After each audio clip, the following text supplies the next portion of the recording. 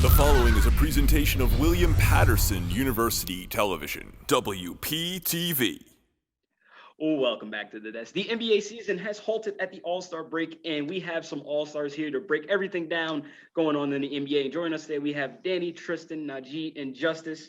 Justis, we'll start with you. On Wednesday, we had two of the top teams in both conferences play each other. We had the Utah Jazz lose to the Philadelphia 76ers by 8 in overtime. Donovan Mitchell was ejected late in the game, and he went on to criticize the referees after this, saying that the Jazz continue to get screwed again and again.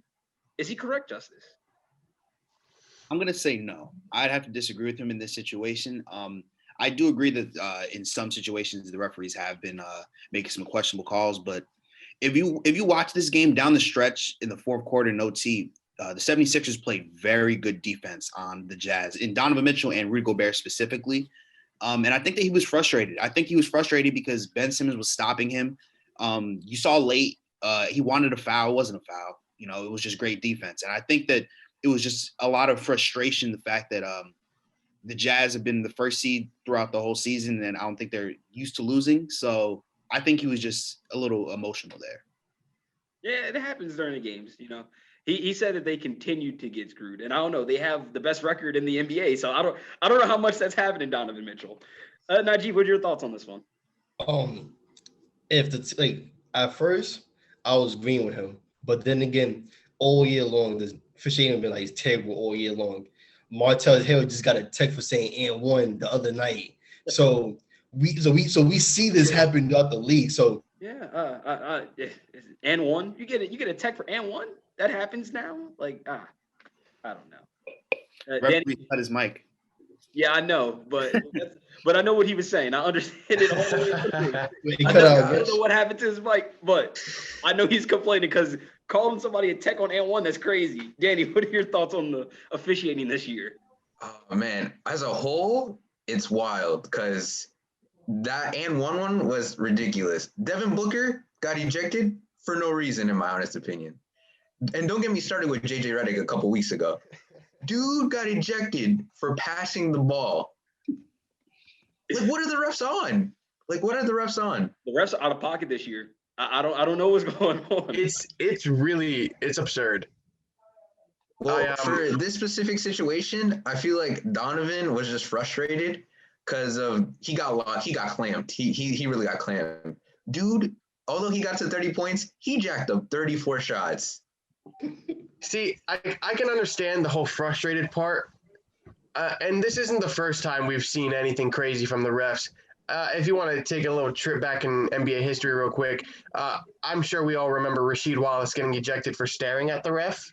Tim Duncan got ejected for laughing on the bench. Laughing on the bench. So this has been a problem for a while. And now in 2021, I do think it's ruining the game. These kids, let them play, man. And one, that's like, what are you doing? Why is there a tech for that? These guys, they're ejecting players for nothing.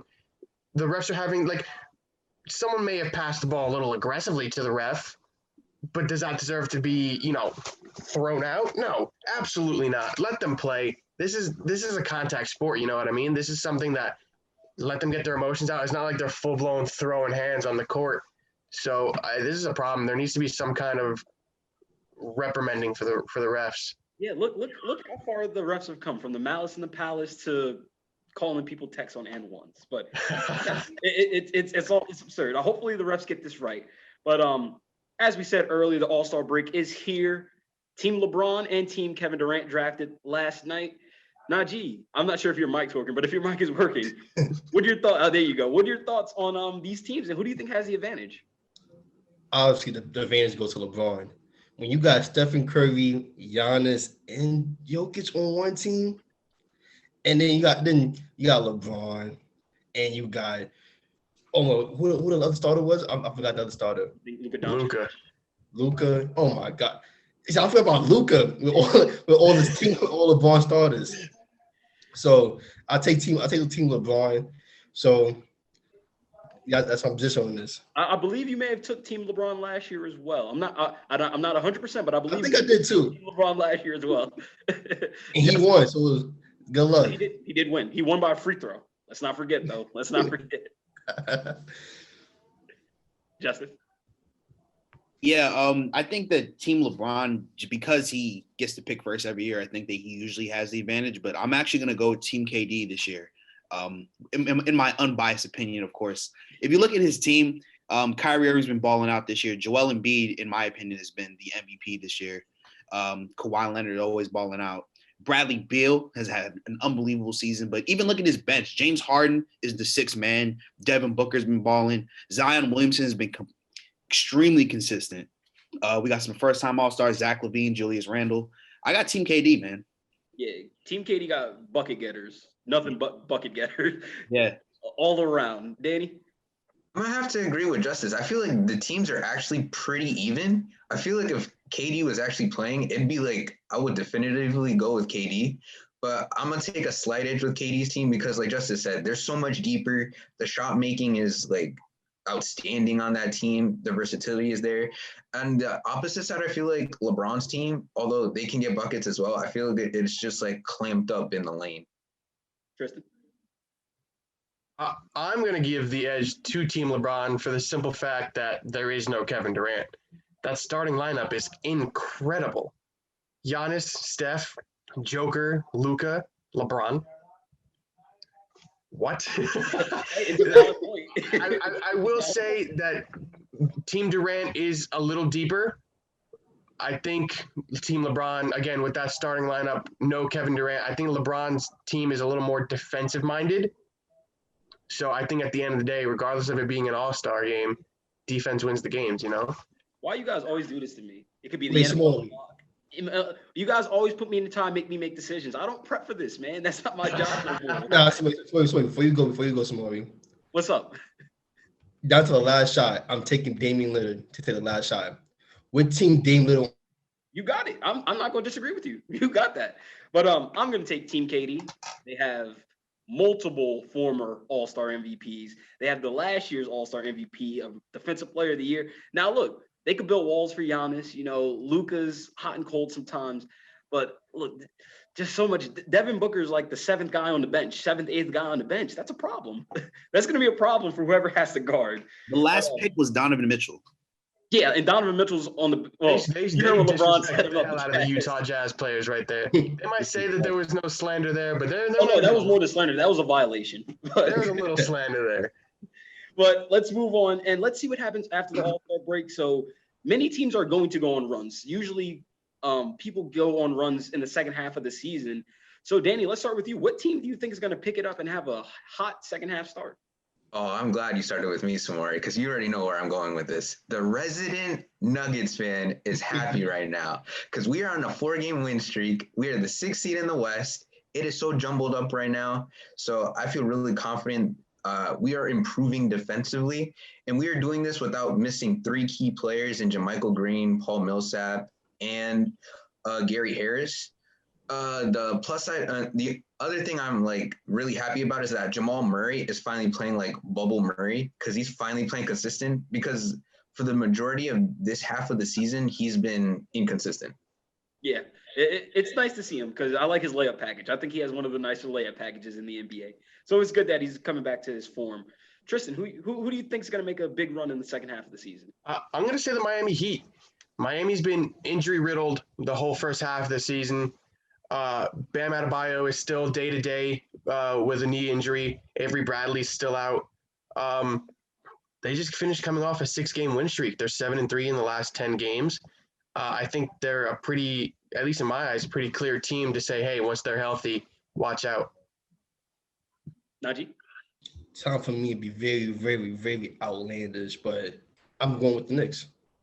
That's fair. I love this. I like the selection. I love this. The Knicks. You know why? Because RJ Barrett started to pick his game up. Devo's been a good addition to the team.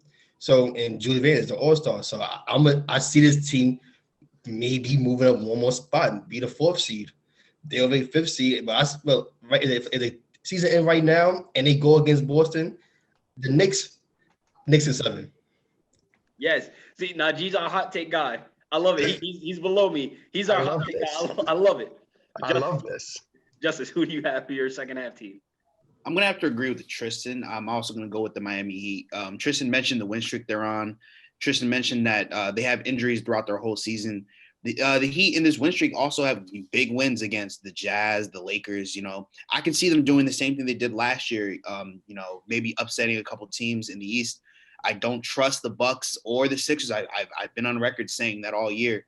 Another sleeper though in the West, the Grizzlies, currently the 9th seed. They haven't had Jaren Jackson Jr. all year. If they get him back, they might make a push. They might make a playoff push. Yeah, I like all your answers. I like all your answers. I'm going to go with the Washington Wizards. They have 2 bona fide superstars. They've been getting hot. I previously said that the Rockets were in the trade. I was wrong.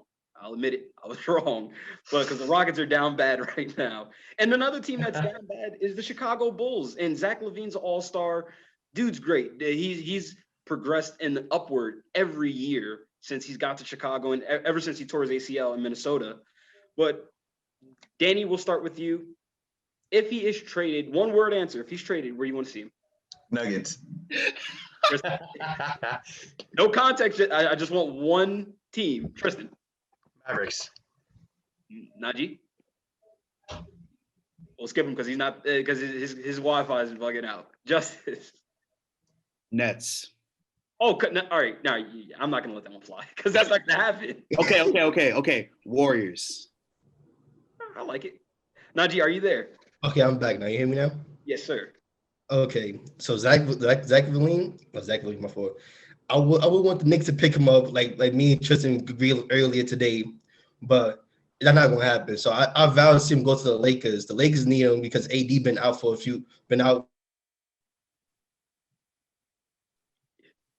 AD's been out for a while, so it would be fun to see Zach LaVine, LeBron, and AD once they're all healthy. But yeah, it's gonna be interesting how the second half of the season goes, and we're gonna be here to break it down when it starts. But that's it for this week's episode of WP Sports Desk. Join us next week as we break down WP football. They're back in the spring. It's going to be fun to see the football team go out in some action in the spring. And we're also going to break down the latest in the MLB as the regular season creeps up on us.